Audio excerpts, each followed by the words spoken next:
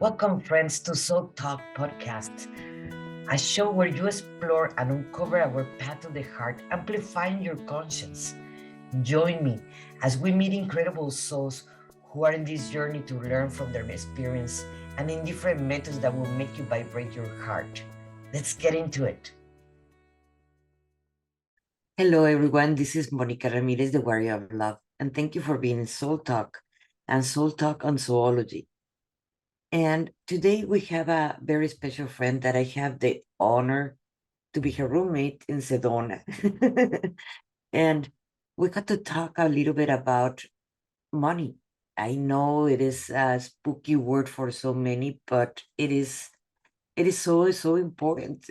We live still in a 3D world.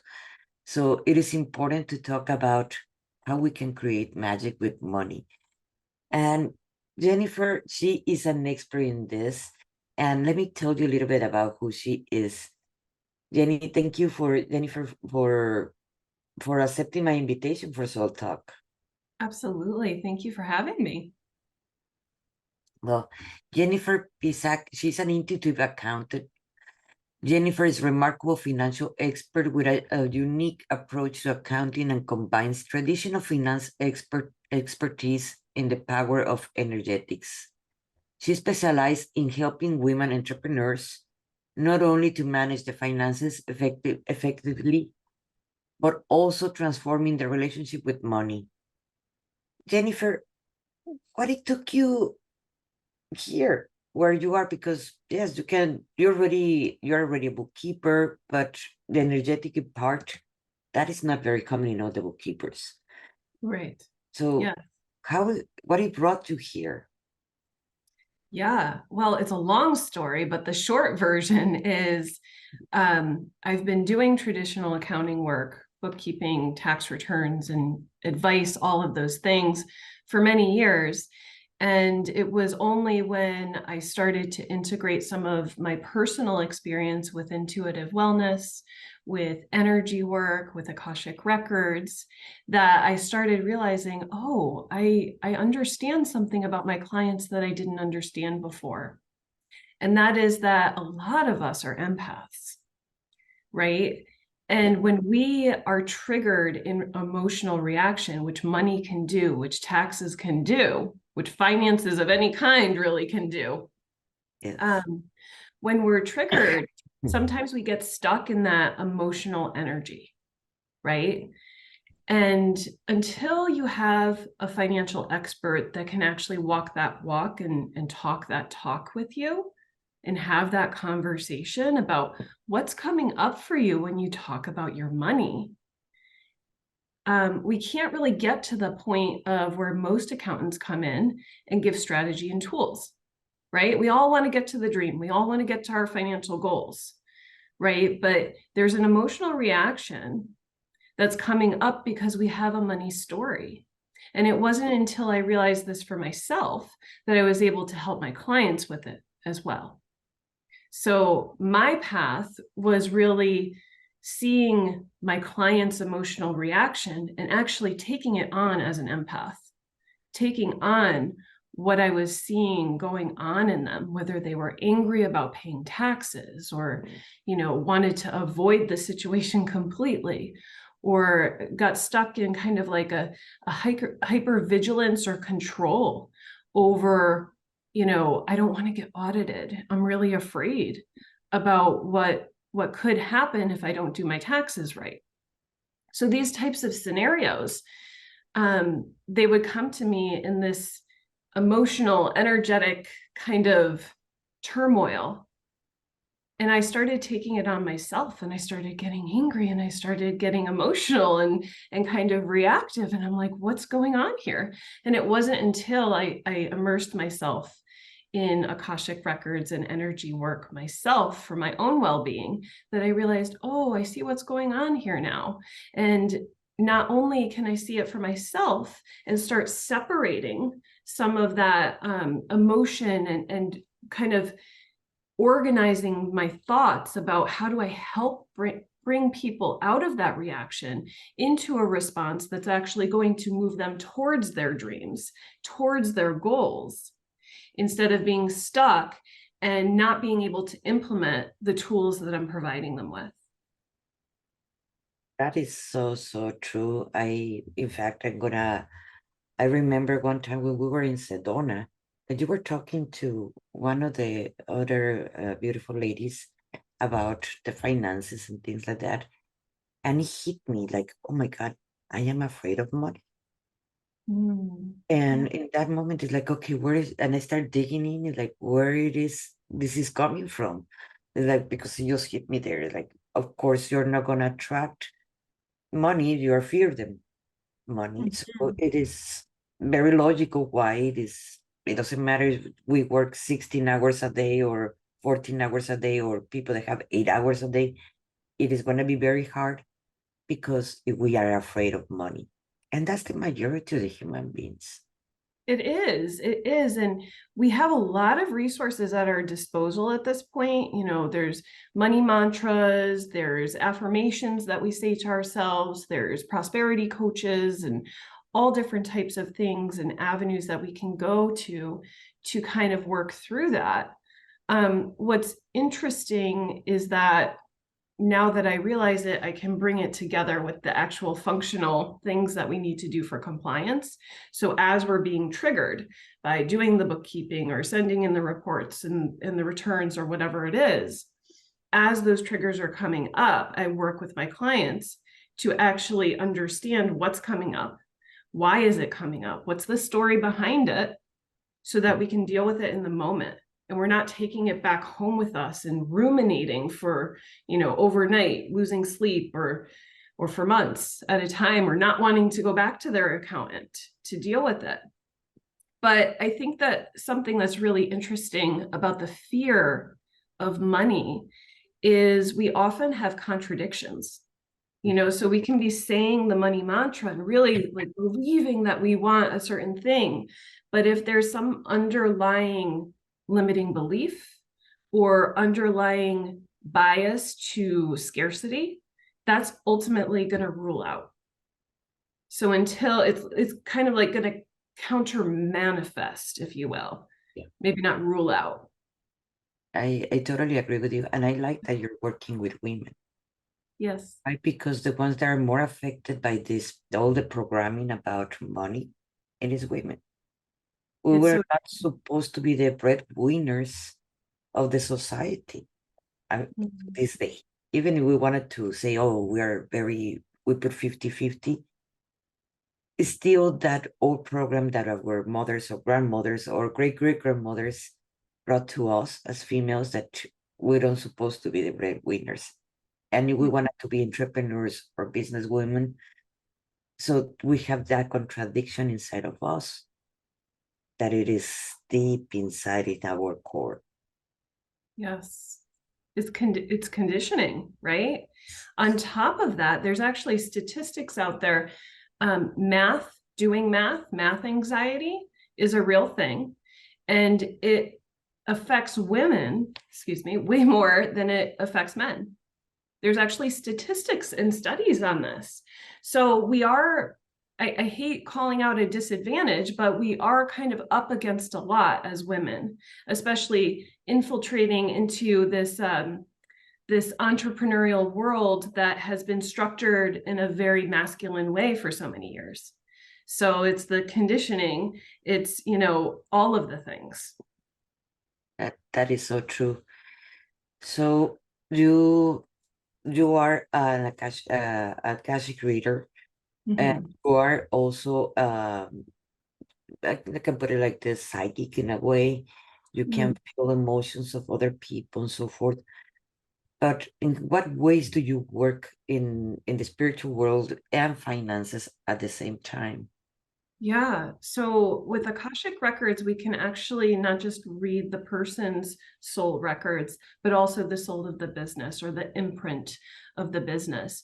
And so when I work one-on-one with clientele, I often will ask if they're open to us looking into the Akashic records for them in their business and seeing like, how are they talking to each other? What does the business want to say about the financial performance and the progress that we're making within the business? And it happens to be really effective because what it does, for those who are not familiar with Akashic Records is like a deeper dive into the infinite intelligence that's available to us, right? We often walk around in our day and we're getting intuitive messages all of the time. But when we go into the records with intention, with prayer, with a specific question in mind, we can actually go deeper and get very specific information about what we need to know right now, what's up with the business right now. And that helps me in the sense of not just communicating what I'm sensing and experiencing from the person and what they're bringing to the table, but also I can hone in on the specific strategy that's aligned for them right then in the moment. And what that does is there's no putting it on the back burner because it's an aligned tactic, an aligned strategy that we can implement today. It helps with the implementation being more effective, the willingness to pursue the activity. There's a little bit more oomph, more purpose behind that because we're aligning what the soul wants, what the business wants with how we're moving through our day, how we're approaching our financial decisions, and so forth.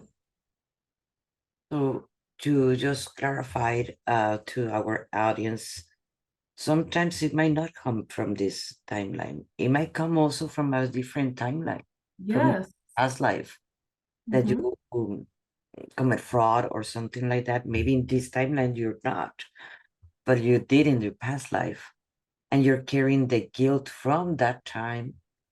So you're gonna be projecting it in this timeline, in this life. Absolutely. Absolutely. That is often the case, that there's a pattern there, and we're here to learn those lessons now.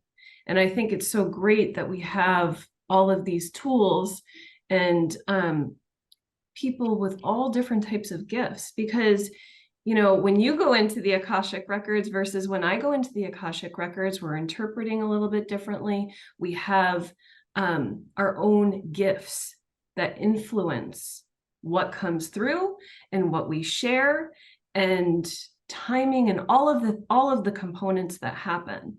So it's such a gift that we can add this on to the masculine energy and the divine right actions that we're taking to move our business forward. That it is so true. Because yes, it can be a million Akashic Records readers, but each one of us, we do it in a very different way, in our own unique way, with our own unique gifts. I cannot do the bookkeeping part, so my forte. I am an artist and I'm very disorganized, so that doesn't go with me. And my dyslexia do not help me to even to see the numbers straight. I'm probably that's one of the blockage. Physical, and we can see it. Physical is like, why I cannot do bookkeeping, because the numbers jump and come 9 and so forth. But precisely that can be one of the blockage that Yes. I can have, and many of the viewers too. They're seeing this one. Yes. I'm so glad you brought that up, because dyscalculia is a thing. And it does keep people from wanting to do any kind of math, having any kind of conversation about numbers. But just to build on what you were already saying, if we equate it to developing our inner clair gifts, right? Clairvoyance, as an example, the way that I like to think about it, or at least this is how my experience has been, is as I got more and more open, more and more trusting of the gift itself, the dial, I was able to dial in with more and more clarity. And I feel like that is also something that can happen with dyscalculia.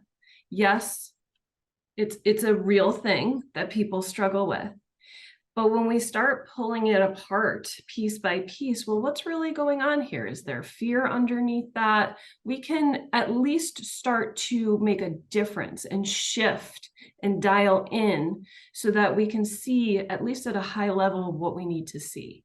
And we're not obscured. Does that make sense? It makes sense. But what will happen with the programming? Because yes, you can remove the contract or the shame or the blame or the guilt or whatever from the Akashic records, but they still. I mean, I'm talking about myself, and I believe this will help everybody, because yes, we can remove all that energetic, but I continue doing the same thing because my program is still running in me. And the program can go like money doesn't grow in trees. Money is hard to get. More than work, you can make money. So you're continue in working and working and working, because those are the programs that are being ingrained in this case in me. That is being ingrained in many people, and more in women. Yeah. So it's like any kind of energy work that we do, right? We can unblock things. We can create that flow that's easeful, running through the chakras, running through our existence.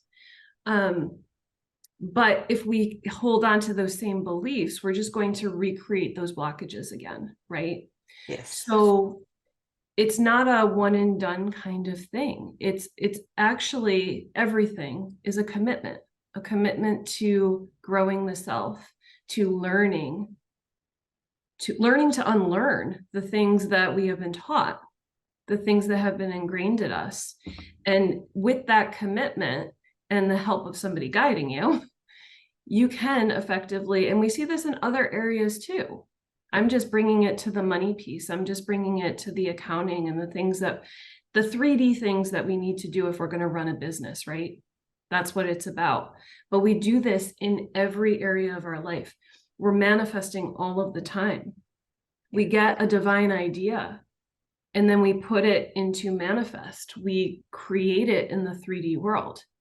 Money and financial performance and making an impact through your business is no different. It's just that because money is so deeply tied to our survival, there's a lot more, it feels like there's a lot more at stake. It's much more rooted in our survival. Hi everyone, this is Monica Ramirez, the Warrior of Love. And hey, the holidays are coming, but I feel very confused. Do I want to be there or I don't? And I bet there's a lot of confusion in this time for many of you, at least in the emotional state. You might say you wanted to go to see your family and things like that, but at the same time, you're afraid either going to be triggering you or you're going to be triggering someone. That sensation, that emotion, it is so common. Hollywood have shown us that, hey, they have happy families and they have a Hallmark movie in there. And in a way, we deep inside of us, that's what we want for ourselves. That's what we want, to create those memories for our kids and for us. But in reality, there is a lot of triggers in there, and so a lot of emotions that are gonna go in there. So I have learned how to navigate in those family reunions. Why? Because I was raised in a narcissist family.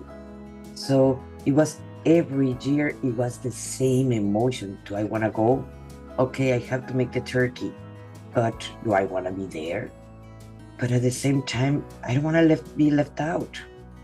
So it was always looking for that, even that search for that love and that approval of the family, because all those triggers are going to show up in the majority of the families. So I have learned how to navigate in them. I have learned how to approve myself and not searching for the approval of others, and value myself. I'm not going with the value of others put on myself. I have learned how to set boundaries. I have learned how to, at the same time, have to have compassion for everyone and more for myself. when I am in those kind of situations. And I created a master class that is going to be in 3 days. That in this master class, it is called Driving Through the Holidays. And what I'm going to be teaching, it is going to be obviously the master class, how to survive in these situations in the holidays with the family and still enjoy it, create new memories, and become the observer. I'm going to be doing also a group Akashic reading for all the group. I'm going to be doing a soul retrieval because we need to bring all ourselves back before we confront all these situations and react with a better understanding of what is happening and not losing the control over us. I'm going to be doing also cutting contracts and vows that many of us, we need that in these holidays coming. And it's going to be also an integration. And I'm going to finish it up with a reprogramming in theta level. So like that, you have a meditation that you can keep with yourself. In this masterclass, you're going to have recordings. You're going to have all the materials that you're going to need because we're going to have a private group that you're going to need. If you need support, I am here to support you because I know how it feels. So it is this masterclass. It is going to be, let me check my notes. It is going to be in November 19, 20, and 21st from 6 to 10 p.m. the 3 days. So like that, you are be ready before Thanksgiving or any of the holidays arrive. So if you want more information, just contact me. This is Monica Ramirez, the Warrior of Love.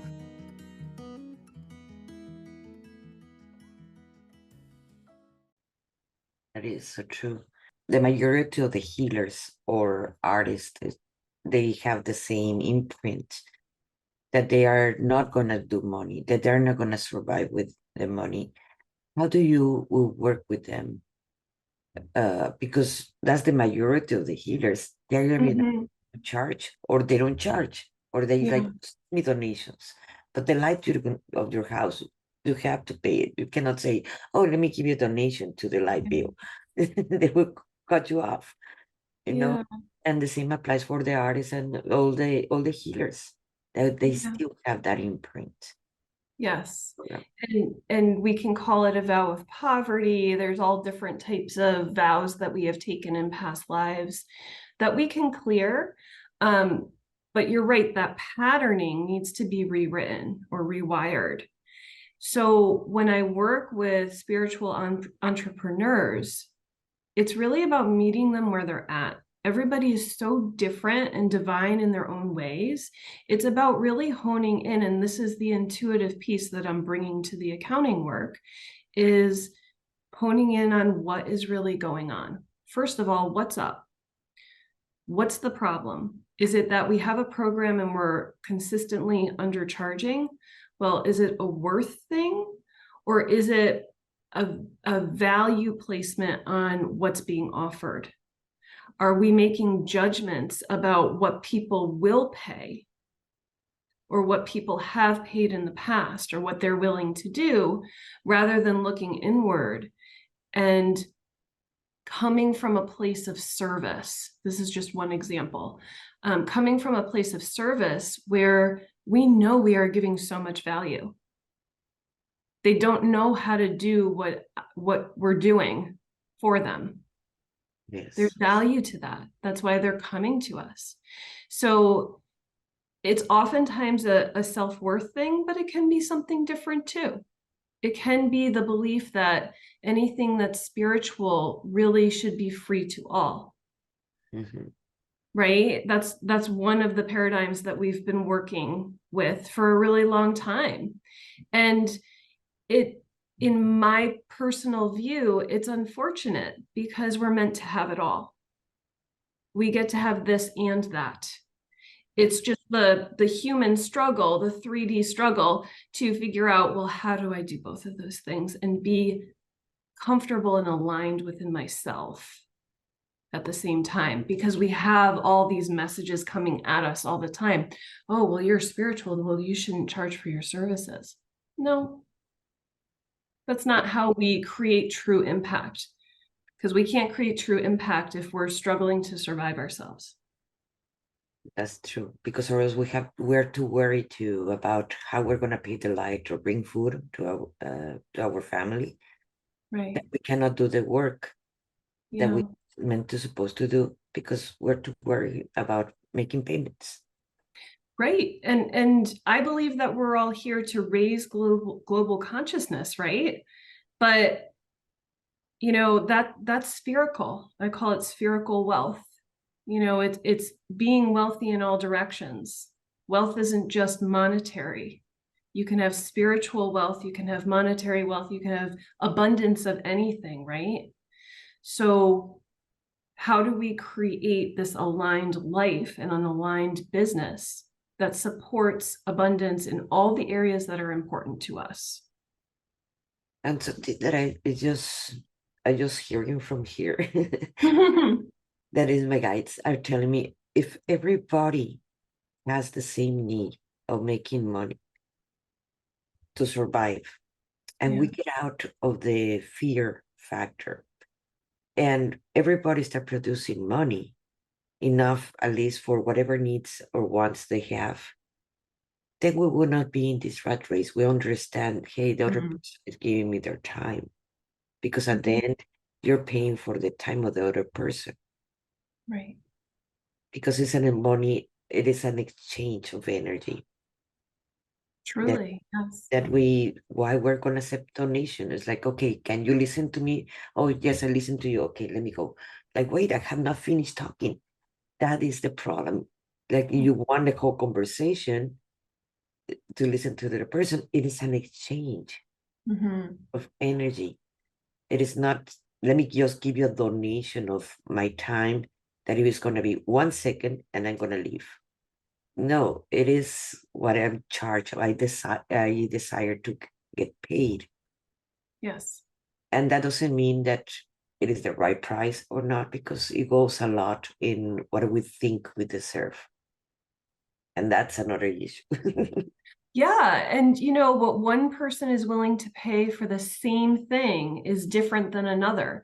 But I do believe that the mindset that we're going in, the one that, let's say, is paying more than the other one, they're probably going to get more out of it because they're going into the exchange with this idea that there is something of substance and value that I am going to receive here, and I'm looking for it. Whereas the other person may not be coming in with that strength of exchange, right? They Yeah, might be coming in with maybe a little less attention, as an example. that is so true. That it is so true. And yes, I encounter that all the time. Well, I believe as healers, we all do, or coaches, we hear that too. Like, why you don't only charge donations? Why you're charging this amount? Why not $20? Like,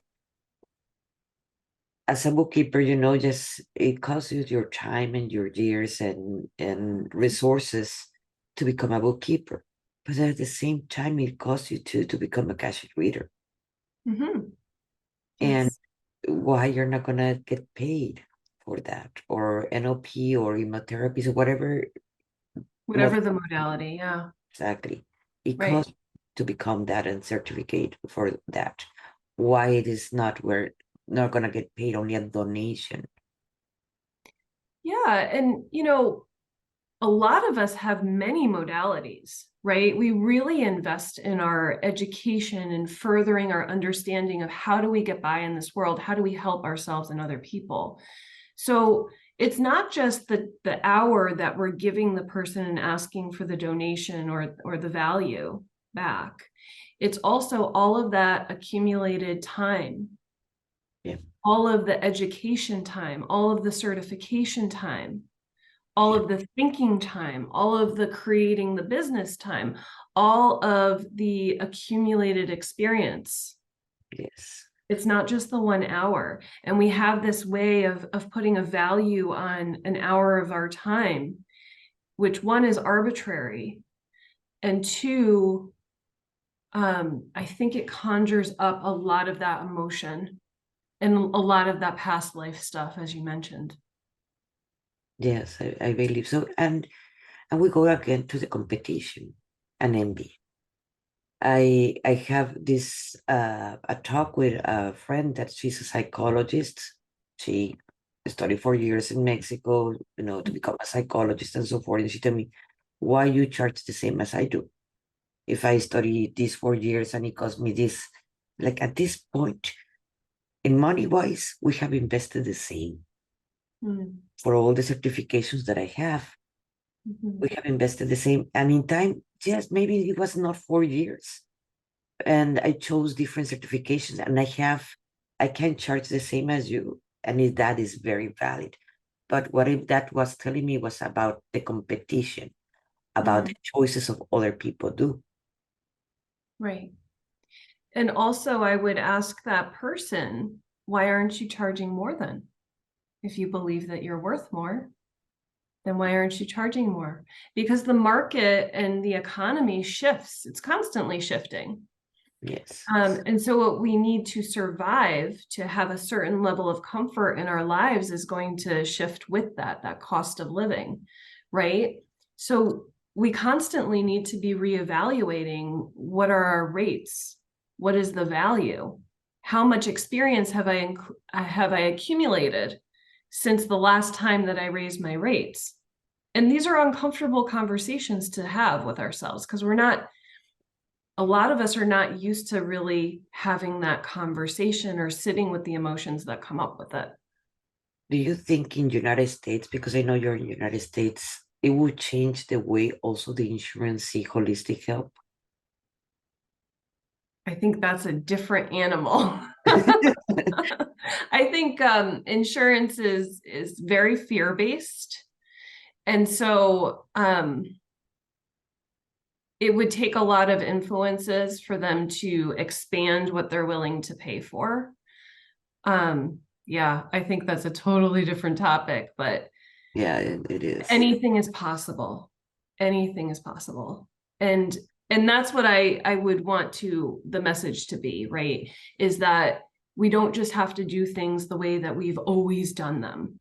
Just because traditionally you go to your accountant once a year and you do X, Y, and Z, and then you don't talk to them for another year, doesn't mean that you can't change that for yourself.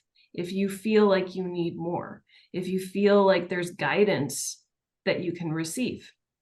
And that's what I hope to offer people. Please let us know. You're going to be having a program very soon. Yes. Can you tell us a little bit about your program that you're going to have?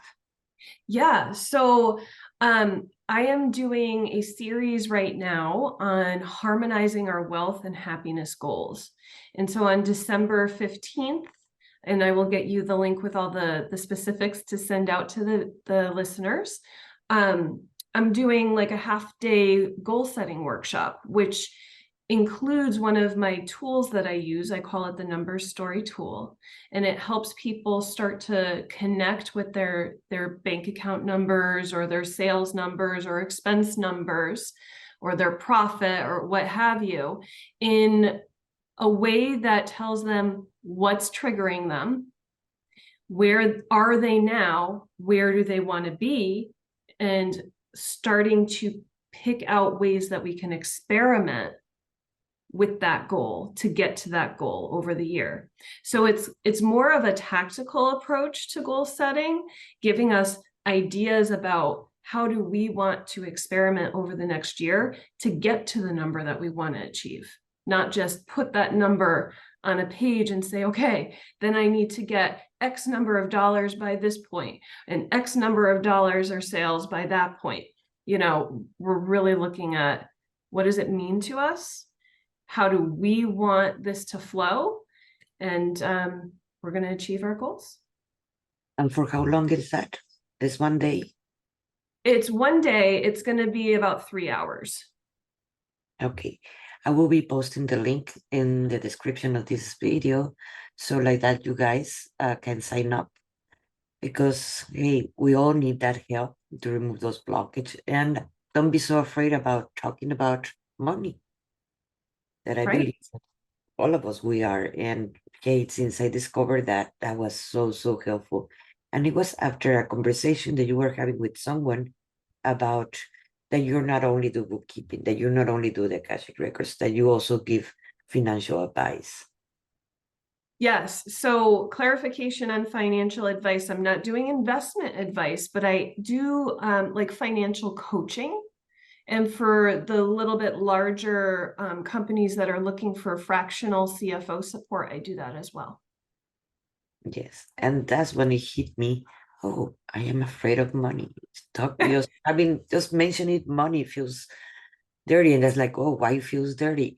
And Yeah. we have to do that search and dig in why. And probably you're gonna find it out because when you were a kid, you did not receive your lollipop. It sounds ridiculous, but it's not. Be It's anything. traumatic for the kid that is looking for that lollipop. Mhm. And that creates a trauma that now as an adult, you're having issues how to make money. Absolutely. Right? Absolutely. It's the small things, it's the simple things. Yes, the thing it is in more in our community, spiritual community, they just want to be love and light, Mhm. be vibrating very high, but that Mhm. doesn't mean they're gonna be doing the inner work. Mhm. And that's where it is all the traumas, where all the issues that we have to observe, even if they're scary. Mhm. So like that, finally we can clear it out and we have a different experience of life. Absolutely. And that's the goal, to have a different experience in life, different experience with our finances, different experience with our business. The sky's the limit, right? There is no limit. Yes, the limit we put it ourselves. Absolutely. So yes. Oh, Jenny, it's been really my pleasure to have this conversation with you because I know many people, you're helping many people in this area because we all have this problem, this issue for moments. If you don't have it permanently, but at least there are moments that you self-doubt and Mhm. that's when everything goes down, or we don't know how to administer ourselves for the same reasons because we are so afraid to talk about it. Yeah. And there's layers. There's Yes. layers. Well, thank you so much. I really appreciate this opportunity to chat with you. Thank you, Jenny. Thank you, everybody. And if this helped you, please give us a like and share it with someone else. It might help someone else to get these classes and starts in December 15. Thank you so much. This is Monica Ramirez, the Warrior of Love, and thank you for being in Soul Talk.